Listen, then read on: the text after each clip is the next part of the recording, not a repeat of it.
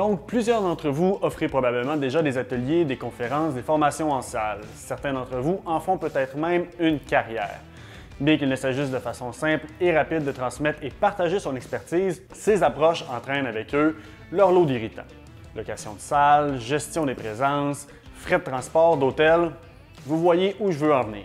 La question de la semaine nous est posée par Christine et nous demande « J'offre de la formation en salle depuis des années et j'aimerais convertir une partie vers une formule web. Comment m'y prendre? » La formation en ligne peut vous aider à vous libérer de tout ce stress et ces heures de logistique en un rien de temps. Simplement faut-il savoir par où commencer. Notre équipe s'est donc rassemblée et mise à la tâche pour vous présenter comment convertir son contenu en salle vers une approche web en 5 étapes faciles.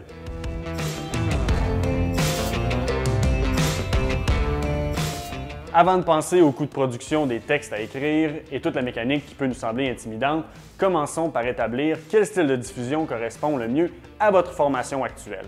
La formation synchrone est mieux connue sous le nom de webinaire. Il s'agit d'une formation dirigée par un instructeur en temps réel dans lequel tous les participants sont connectés en même temps. L'instructeur maintient donc le contrôle de la présentation, ce qui peut potentiellement vous permettre d'ajuster le contenu selon votre audience. Il s'agit d'une approche qui ne demande que peu d'investissement, mais qui en retour vous demande de votre temps sur une base plus régulière. Les sessions d'apprentissage synchrone permettent aux apprenants de se sentir comme des participants actifs plutôt que d'être isolés et laissés à eux-mêmes. En contrepartie, ces sessions ont comme désavantage de limiter l'accès au contenu selon la disponibilité de vos prospects. La formation asynchrone, quant à elle, impose une mécanique d'apprentissage dans laquelle l'interaction entre les instructeurs et les étudiants se produit à intermittence, donc avec un délai. Il s'agit d'une formule orientée vers les formations à la carte disponibles en tout temps. Cette approche demande un investissement initial plus important, soyons honnêtes, mais offre en contrepartie le meilleur potentiel sur le retour d'investissement puisqu'elle ne vous demande plus de votre temps lorsqu'elle est publiée. Contrairement à la formation traditionnelle qui est dirigée par un instructeur se concentrant sur les téléconférences ou les présentations en ligne, l'apprentissage asynchrone se produit dans un environnement où un seul apprenant interagit directement avec le contenu. Cette approche lui permet donc d'avoir le plein contrôle sur le rythme, la période ainsi que l'emplacement désiré pour suivre la formation. Dans certains cas, il peut être bon de combiner le synchrone, l'asynchrone, voire même l'enseignement en présentiel. La question que vous devez vous poser n'est pas quel format est le mieux pour moi à titre de formateur, mais plutôt quel format est le mieux pour mes participants. À vous de juger selon l'évaluation de votre audience et les différentes technicalités dépendamment de vos sujets. Questionnez-vous à savoir s'il y a une vraie valeur ajoutée d'avoir un contact direct avec vos participants.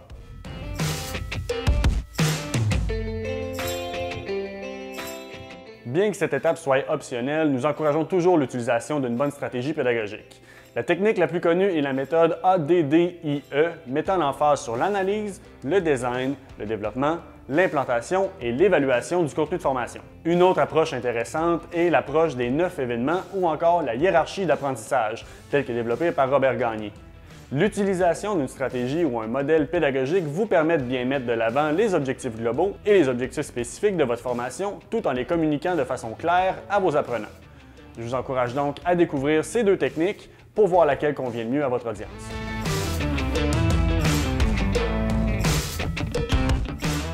Comme votre formation en salle bénéficie actuellement des avantages de la proximité que vous avez avec vos participants, voyons voir maintenant comment il est possible de retrouver ces avantages dans une approche web. Afin d'optimiser le taux d'engagement et de participation de vos formations, il est important de permettre et d'encourager une forme d'interaction, afin de susciter la curiosité et l'intérêt de vos participants.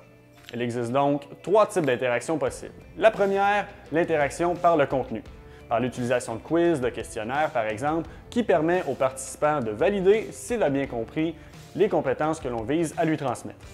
Le deuxième type d'interaction est l'interaction avec le formateur, donc que ce soit par courriel ou système de messagerie qui permet aux participants de questionner et valider les informations présentées. Le troisième type, l'interaction entre les participants, donc par l'utilisation de différents groupes privés ou réseaux sociaux, par exemple, afin d'encourager l'application des nouvelles connaissances techniques et maximiser la rétention de l'information.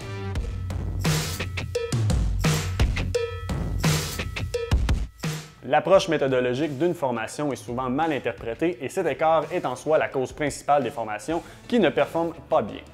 Il faut comprendre que la formation en ligne n'est pas seulement la diffusion de votre contenu via le web, mais plutôt le voir comme une opportunité de donner une nouvelle dimension à votre contenu. Basé sur le style de diffusion que vous avez déterminé, il est important de segmenter les sections de votre formation afin d'analyser quel type de contenu sera optimal pour bien communiquer vos informations. Utilisez la flexibilité que vous offre la formation en ligne pour aller au-delà de la présentation magistrale en utilisant divers médias tels que les images, les vidéos, les questionnaires pour augmenter l'intérêt et bonifier l'expérience de vos apprenants. En segmentant votre contenu, vous pourrez ainsi plus facilement avoir un regard neutre sur la charge de création de contenu que vous devriez préparer.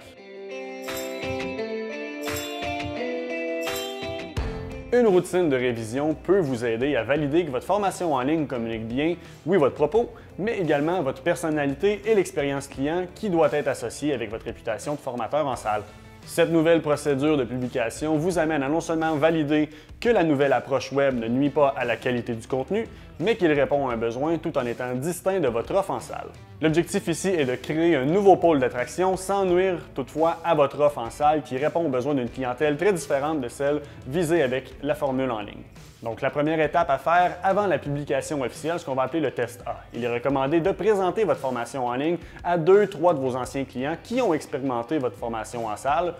Ainsi, ces clients qui vous font déjà confiance auront vécu les deux propositions et pourront vous aider à mettre en lumière les forces, les faiblesses de chacune des approches. La deuxième étape maintenant, la révision du contenu web, donc basé sur leurs commentaires. Il vous sera maintenant possible de faire les modifications appropriées afin de pallier aux lacunes qui vous ont été adressées. La troisième étape, on recommence encore avec le test B. Donc, par souci de qualité, il est suggéré de répéter l'étape 1 avec une nouvelle sélection de clients afin de voir si les changements apportés ont su améliorer votre formation. La quatrième étape maintenant, la validation de l'expérience client. Suite à la deuxième ronde de commentaires, une bonne pratique se veut de consulter votre formation en vous imposant la perspective de vos futurs utilisateurs. Soyez donc méticuleux et prenez le temps de lire tous les titres, les textes, ainsi qu'écouter vos vidéos. Gardez à l'esprit qu'une formation en ligne est en constante évolution. Vous devriez donc toujours réviser votre cours en fonction des commentaires constructifs de vos apprenants. Avec un entretien minimal de votre formation, celle-ci pourra perdurer pendant très longtemps, vous permettant ainsi d'augmenter sa rentabilité à votre grand plaisir.